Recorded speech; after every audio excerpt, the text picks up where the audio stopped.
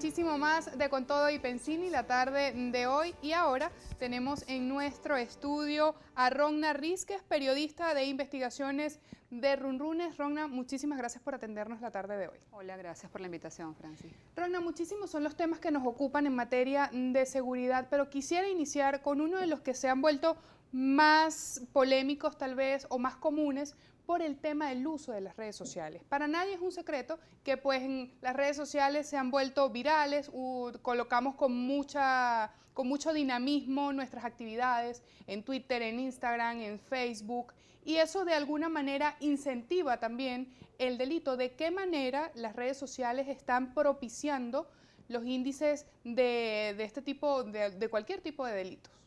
Bueno, decir que una red social incentiva el delito no es exactamente así, o sea, no son las redes sociales las responsables de los delitos que ocurren ni aquí en Venezuela ni en el resto del mundo.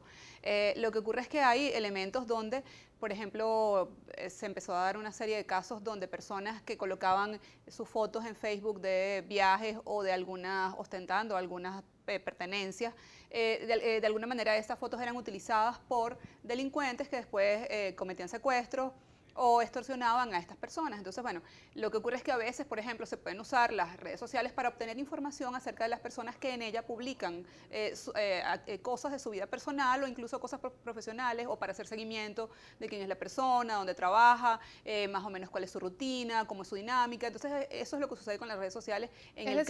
Podemos decir que propician. No exactamente propician, porque eso es así como el dilema ese que hay con lo de los violadores. Si te pones una minifalda, entonces estás propiciando una violación. No, o sea, están las redes sociales, son una forma de comunicarse. Lo que ocurre es que hay que saberlas usar. Y lo que creo que ocurre es que muchas veces no sabemos exactamente el alcance que pueden tener estas redes sociales y los riesgos que también conllevan. ¿Y qué tipo de delitos tal vez o qué tipo de información toman en consideración algunas personas que se dedican precisamente a estar atentos a lo que alguna persona puede colocar?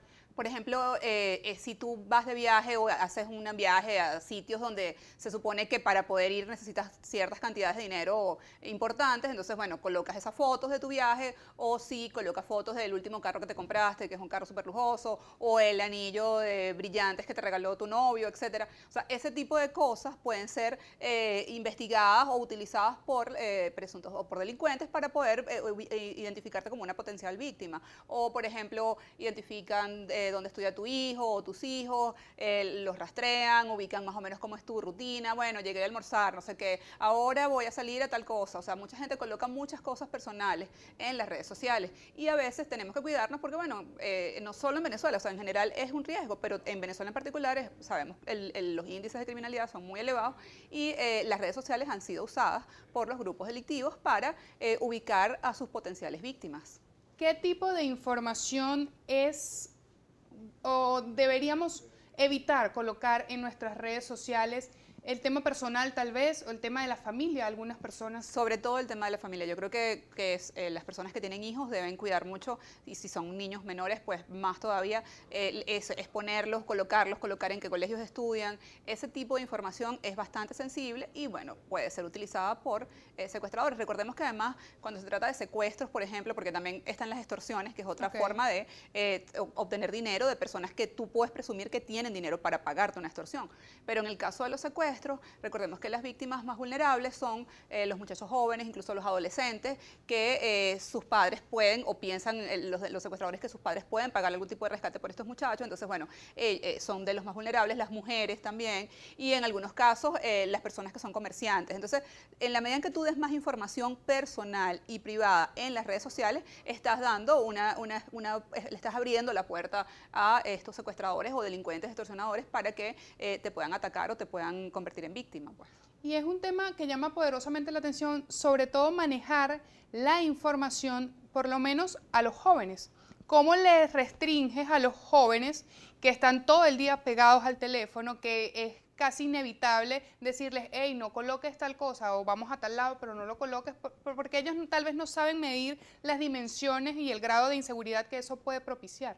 Sí, justamente es una de las poblaciones o de los sectores más vulnerables. Los jóvenes no solamente, y es importante tenerlo en cuenta, no solamente por este tipo de delitos de que puedan ser secuestrados o extorsionados sus familiares, sino que además son vulnerables desde el punto de vista de todos los delitos que tienen que ver con la pornografía infantil, pueden ser captados por personas que son pederastas. Entonces es un riesgo también para tanto los niños como para los jóvenes el uso de las redes sociales, porque generalmente además ellos no tienen eso que tú comentabas, o sea, no tienen esa precaución de no colocar ciertas cosas y colocan toda su información, la edad que tienen, dónde estudian, dónde viven, qué hacen, dónde juegan béisbol, dónde van a hacer natación, a dónde van a pasar vacaciones. Entonces, ese tipo de información es sensible y los padres tienen la responsabilidad de orientarlos acerca de, mira, no coloques esto, no, yo sé que no es fácil, pero hay que orientarlos porque también es muy riesgoso, como te decía, también por el tema de la pornografía infantil y de la vulnerabilidad de que sean niños, adolescentes y la pederastía.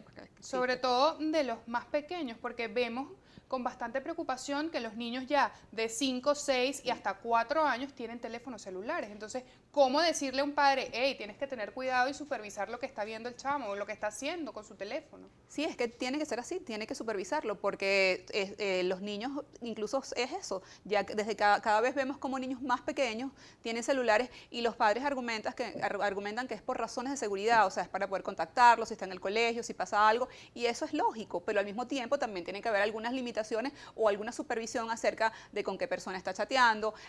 Por ejemplo, ¿qué puede hacer un niño de 11 años, 10 años con Twitter o con una cuenta de Facebook o con una cuenta de Instagram? O sea, ese tipo de cosas hay que controlarlas, pues, o sea, no puedes dejar la libertad porque las redes sociales son algo público, o sea, algo absolutamente abierto y ahí cualquiera entra, pues. Exactamente, pero cuando nuestra información o parte de nuestra información habitual cae, ¿qué pasa cuando cae en manos inapropiadas, Ronna? Bueno, ahí es donde deberían actuar las autoridades. O sea, se supone que existe, por ejemplo, en Venezuela existe una división de delitos informáticos en el 6CPC.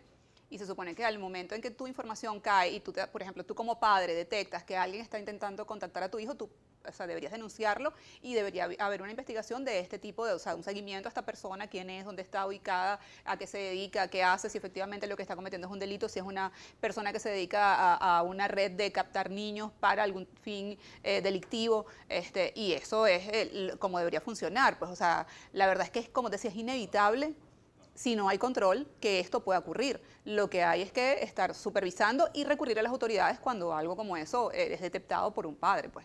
¿Y hay algunas coordenadas, algunas instituciones que estén atentas a este tipo de denuncias, a este tipo de supervisión?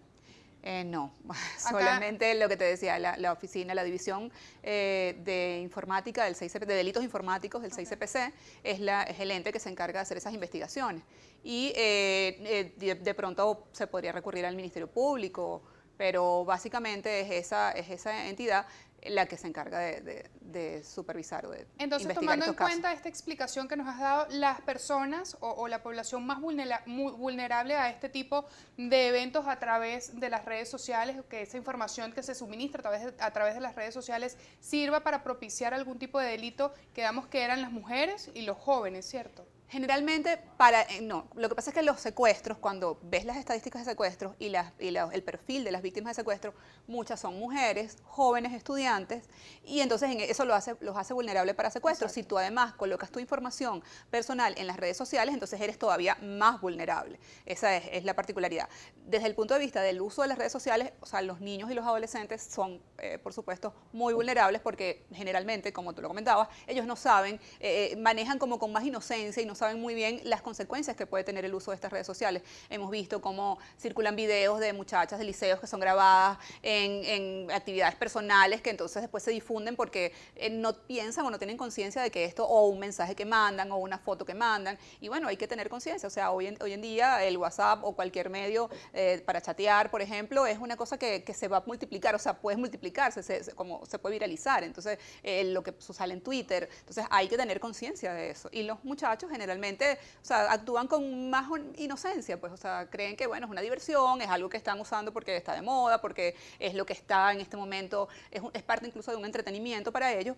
y no tienen esa previsión de, mira, ya va, pero ¿qué consecuencias me puede generar esto? Porque, bueno, son jóvenes o son niños, pues. Y tal vez estos niños tampoco entienden o no tienen la conciencia como para colocar tu perfil privado, sino que tienen el perfil Claro. público y entonces no, o sea, hay más vulnerabilidad en ese sentido. Claro, por supuesto. Generalmente es así porque además creen que pueden captar más amigos. Además ahorita está también, hay otras figuras que están, que, bueno, no es que están surgiendo, pero que son muy utilizados, que son los niños se están vinculando mucho, que es con los youtubers. Entonces estas son personas que cuelgan videos en YouTube y que establecen unos vínculos, o sea, puedes meterte, ver sus videos, no sé qué, hacer comentarios y eso, o sea, ellos creen que como este youtuber tiene miles de seguidores o de fanáticos, entonces a lo mejor tú, mira, yo voy a dejar esto abierto para yo también tener miles de seguidores y fanáticos, pero la diferencia es que estos son muchachos o hombres o personas ya adultas que tienen cierta conciencia y experticia en el manejo de las redes sociales, mientras que estos niños que están comenzando a ver esto, pues no. Claro, Rogna, en la próxima parte seguimos hablando del tema de los secuestros y del tema de la inseguridad, que también hay fuentes. Seguimos con Todo y Pensini.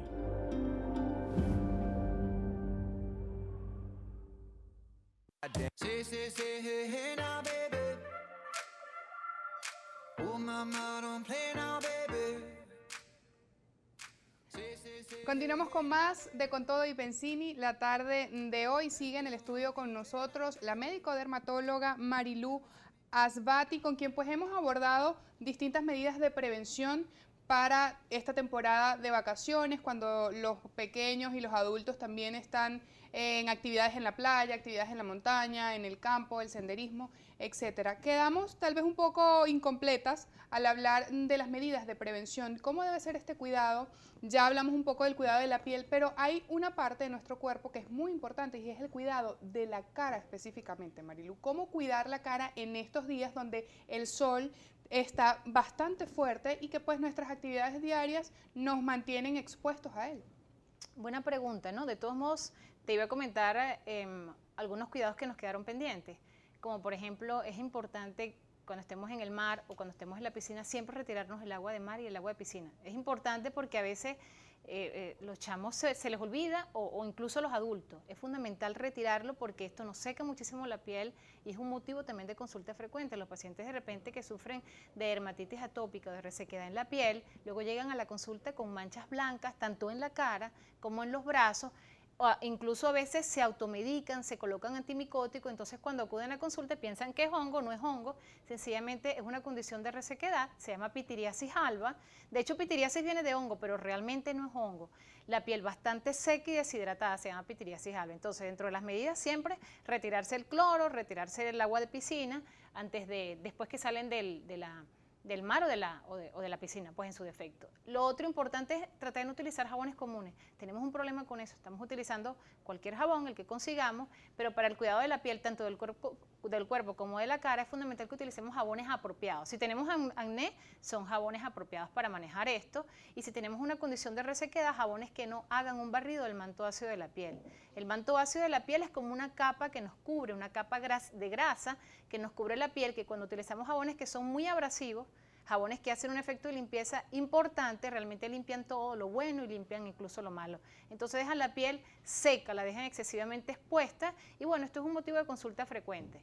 Yo diría entonces el protector solar, un buen jabón o un sustituto de jabón, una crema hidratante apropiada de índole dermatológica para estos tiempos y retirarse bien el agua. Y ahora que hablas de estos tiempos, es precisamente una complicación en este tiempo conseguir todo este tipo de productos, bien sea un protector solar, un jabón especial para tu tipo de piel. ¿Cómo está haciendo la gente en ese sentido, Marilu? Bueno, los jabones, algunos sí se consiguen. Lo único quizás que son un poco más costosos, ¿no? Pero hay algunas casas comerciales aquí en Venezuela que siguen apostando al país y están elaborando productos que son accesibles. Inclusive compiten el precio con los jabones, los únicos jabones que hay. Un punto importante que he visto recientemente en consulta, Francis, y te lo comento antes de que se me olvide, es el uso de jabones azufrados. En vista de que existe la epidemia más que una epidemia, pues existe un repunte de escabiosis, pues para prevenir mucha gente utiliza los jabones azufrados. Y cuando esto no es necesario, realmente origina una dermatitis importante que te conlleva que vayas a consulta. Entonces tratar de no usarlo si no ha sido prescrito por un médico y si no lo necesita. Utilicemos sencillamente jabones que nosotros le llamamos Sindet, que viene de detergentes sintéticos, se consiguen con facilidad. No quiero nombrar marcas por razones obvias, pero sí se consiguen Siguiendo con el cuidado de la cara, Marilu, para también un poco la comunidad femenina que de alguna manera está expuesta constantemente al uso de maquillajes diariamente, por lo menos acá en Caracas, muchas mujeres a diario, inclusive me pongo como ejemplo porque a diario tengo que usar maquillaje por mi trabajo, pero las venezolanas somos muy coquetas siempre y usamos maquillaje prácticamente todos los días. ¿Cómo debe ser el lavado de la cara de las mujeres que usan maquillaje diariamente? Bueno, primero que todo, Francia, establecer qué tipo de piel tiene, ¿no? Porque es distinto el tratamiento que le vamos a dar a una piel que es grasa a una piel que no lo es. Si la piel es seca, podemos utilizar lo que te comenté con anterioridad. Y este tipo de presentación para estos productos vienen desde barras hasta jabones líquidos, que son los que nosotros llamamos Sinde, que son barras limpiadoras o son jabones limpiadores que te permiten un aseo de la cara perfecto sin hacer una abrasión de la piel. Ahora, si el paciente tiene una piel grasa, entonces hay que ayudarse con productos que sean para piel grasa, que hay jabones también especiales para piel grasa y limpiadores especiales para piel grasa. Después de eso, dependiendo si el paciente maneja muchos maquillajes que son grasosos, pudiéramos ayudarlos con tratamientos nocturnos en casa, bueno, así lo hago, y tratamientos diurnos también que te permitan un poco matificar el uso de estos productos de maquillaje diarios, ¿no? Que te permiten que esos productos no generen tanta producción de grasa, tanta producción de seborrea en el rostro, y eso conlleve a su vez a producir comedones tanto cerrados como abiertos, que es una de las cosas que se ve con frecuencia en el personal que trabaja, que le toca maquillarse con frecuencia. Entonces, fundamentalmente eso. Pero algunas de estas cosas, por cierto, también se consiguen, pero yo creo que dentro de todo, Francia, es importante orientarlo, que la mejor persona para señalarle cuál es el que debe usar es el dermatólogo, porque si no empezamos a usar muchas cosas que quizás no son las que nos convienen. O sea, comienzan a tomar alternativas que no son las necesarias. Y a lo mejor es mucho más sencillo, o sea, sencillamente utilizar un producto de noche, uno de día y un maquillaje apropiado también para el tipo de piel. Maquillaje, por cierto, que sean buenos, porque ahorita realmente escogemos el que conseguimos, pero tratar de orientar según nuestro tipo de piel el maquillaje que nos conviene. La exfoliación, Marilu, en la cara es importante. ¿Con qué frecuencia se debe hacer? Porque hay muchas personas que a diario se exfolian la piel. ¿Esto es correcto? Para pacientes con piel grasa puede ser conveniente, pero no con tanta frecuencia, la verdad. Incluso yo a veces lo indico 2 o 3 veces a la semana. Ahora, si el paciente tiene piel seca, es inconveniente, porque vas a secar mucho más la piel. Entonces, depende del tipo de piel nuevamente. Según el tipo de piel, uno escoge cuál. Ahora, también escoger cuál es el exfoliante. Hay exfoliantes que hacen un efecto de hidratación incluso, y hay algunos exfoliantes que hacen un efecto de barrido más importante. Entonces, escoger aquí cuál es el que va.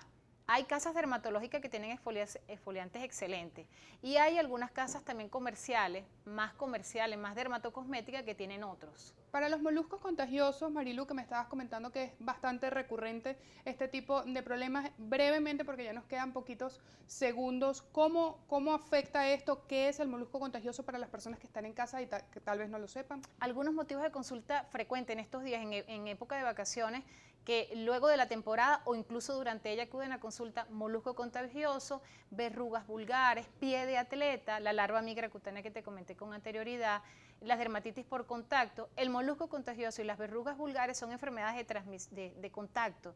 O sea, los niños juegan, están en planes vacacionales, se abrazan y luego a los pocos días aparecen con unas pepitas que son umbilicadas, blanquecinas, que no les generan molestia, pero los niños tienden a manipularla y precisamente esa manipulación es la que conlleva que ella se contamine, se riegue. Entonces es un motivo de consulta súper frecuente, igual que las verrugas, que son los que llaman cadillos o mezquinos, que aparecen en las manos o en los pies si andan descalzos. Entonces son motivos de consulta frecuentes. Bien, Marilu Asbati, médico dermatólogo, exsecretaria de la Sociedad Venezolana de Dermatología. Siempre son muchísimos los temas que podemos abordar contigo acá en Con Todo y Pensini, y por cierto, nos quedamos cortos, pero si a usted no le dio tiempo de escuchar toda la entrevista la tarde de hoy, pues lo invito a que revise nuestro canal en YouTube para que tome nota de todos y cada uno de una de las sugerencias que acaba de dar la doctora Marilú Asbati. Nos corresponde hacer una... Seguimos con Todo y Pensini.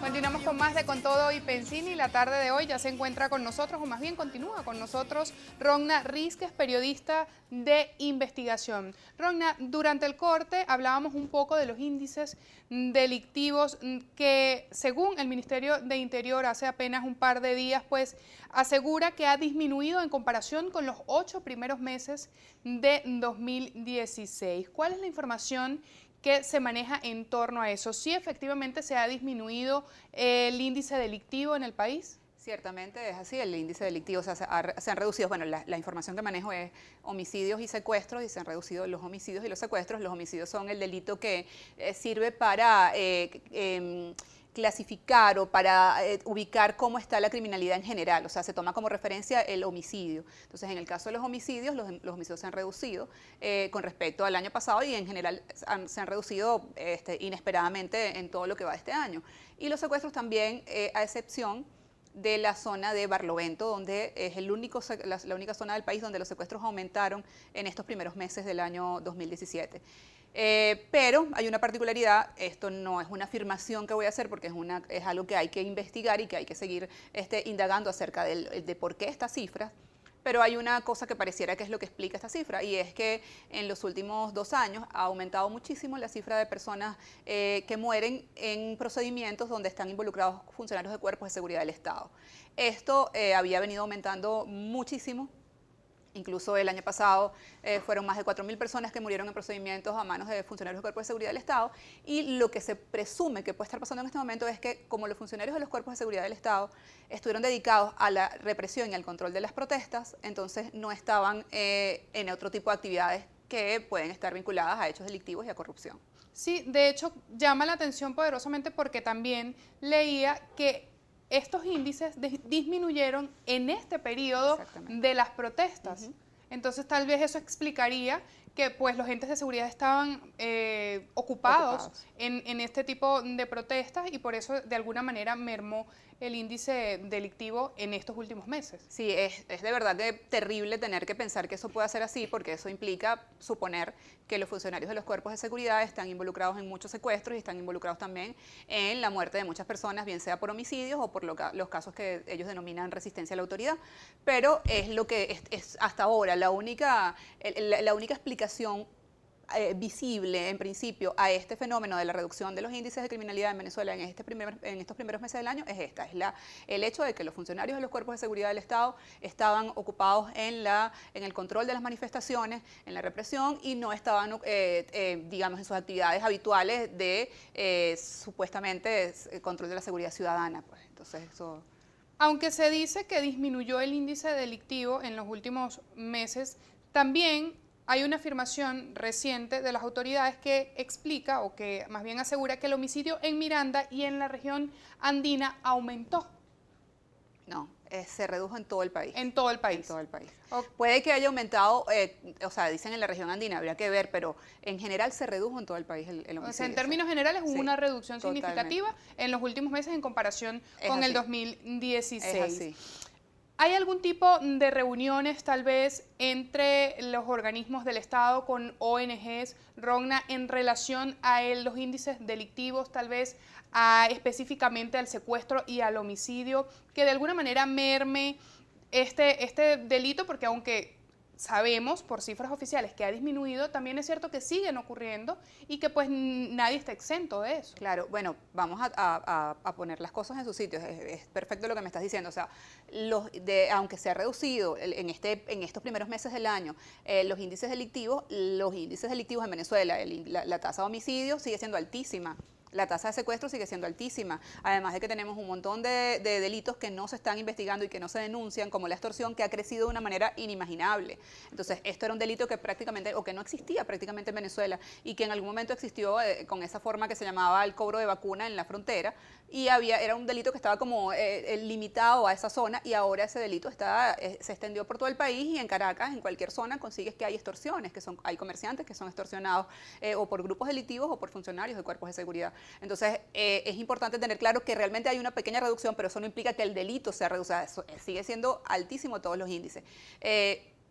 Y con respecto a lo que me estabas preguntando acerca de los homicidios, me preguntabas. Sí. Ok, los homicidios, mira, siguen siendo el eje fundamental de todo lo que viene pasando en el país. O sea, hacer investigaciones. Las ONG se dedican a trabajar con esos temas, las ONG se dedican a trabajar con temas de violaciones de derechos humanos, con temas de ejecuciones extrajudiciales. Las que se dedican efectivamente, que está demostrado por su trabajo a lo largo de su trayectoria y que ha sido un trabajo serio y responsable, no han sido, que yo sepa, convocadas por el gobierno para hacer ningún tipo de trabajo o de campaña de prevención de homicidios. Sé que hay en este momento algunas organizaciones que, como te digo, están trabajando y están por publicar, por ejemplo, COFAVIC y Provea están por publicar sus informes de este año no, realmente lo publican este año, pero es el informe correspondiente a 2016, sobre homicidios, sobre delitos en general contra las personas y violaciones de derechos humanos.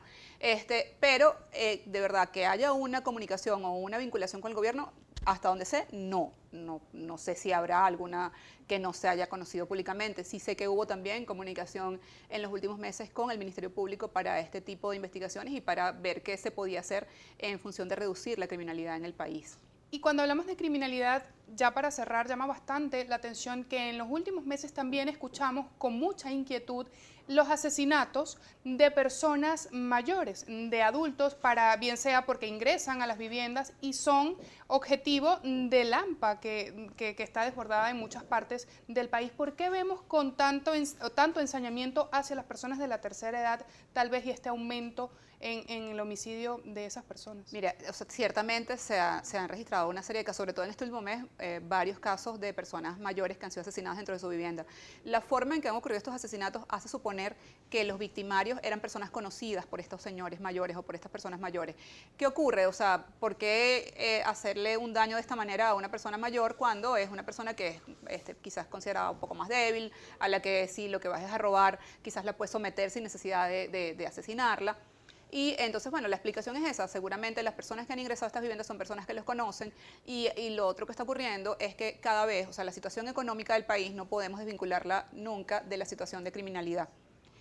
Muchas personas que a lo mejor eran personas de confianza de estos señores mayores y que los ayudaban o a quienes ellos ayudaban, dándoles comida, regalándoles algo, los ven como, bueno, necesito resolver mi situación económica, que cada vez es más crítica, y cometen esas atrocidades que estamos viendo. Además, también es importante tener en cuenta que, aunque se han reducido un poco los homicidios, los crímenes y la forma de matar es cada vez más terrible. Sí, con más ensañamiento, más violencia. Eso se está viendo también. Entonces, bueno, se combinan las dos cosas en estos casos. Y tal vez yo pudiera agregar que la misma situación del país, porque muchas de estas personas adultas tal vez ayudaban a alguno de sus empleados en casa, sí, podían darle algún alimento para que llevaran o comida que les sobrara, pero en este momento eso no se puede hacer en el país. Entonces, tal vez la gente, por eso el ensañamiento, quizás en algunos de los casos que tal vez esté vinculado a algún ex empleado de una casa o algo de esto, ¿no? Sí, eso es. Generalmente ese tipo de casos terminan